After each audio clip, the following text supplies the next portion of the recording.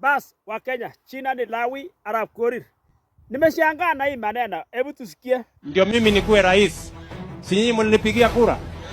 Yaani mnafikiri mimi nitakuwa mjinga niwache watu wanipigia kura niende nitafutane na watu wa pumbavu? Niko kana sivyo. Kwa mara ya kwanza mimi naunga Ruto kwa hii maneno. Kwa sababu tukionekana tukisema Ruto ni mzuri. Na tulikuwa nasema Ruto ni mbaya. Sio ni upumbavu.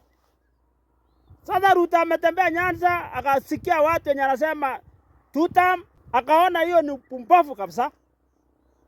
Ni kama tulisema Ruto ni mbaya kwa sababu hatukuwa tunachielewa. Kuna Wajaluo ambao wanafanya sisi watu ambao tulikuwa naunga Raila tuonekane wachinga. Kwa sababu ukuje useme tutam ama useme Ruto ni mzuri na ulikuwa unasema ni mbaya.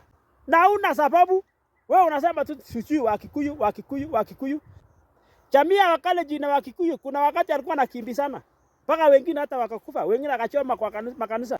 Lakini mmoja akaachana na hiyo maneno na akaanza mwendo pamoja. Sasa hii Mjaluo achawahi pigana na Wakikuyu. Hakuna Mjaluo mwenye anasema amewahi chomewa nyumba na Kikuyu. Ako na hasira ya upumbavu tu. Mimi ndio ule Mkalenjin wa kwanza ambaye amesimama na baba, tafadhali kuja hapa.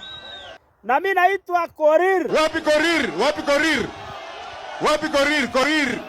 Mheshimiwa baba, huyu ndio kijana anaitwa Korir. Na kwa upande wangu kama tulikuwa kwa upande wa papa na saa hii unasema ni Ruto. Hiyo ni upumbavu kabisa. Okay, Lawi. Enjoy.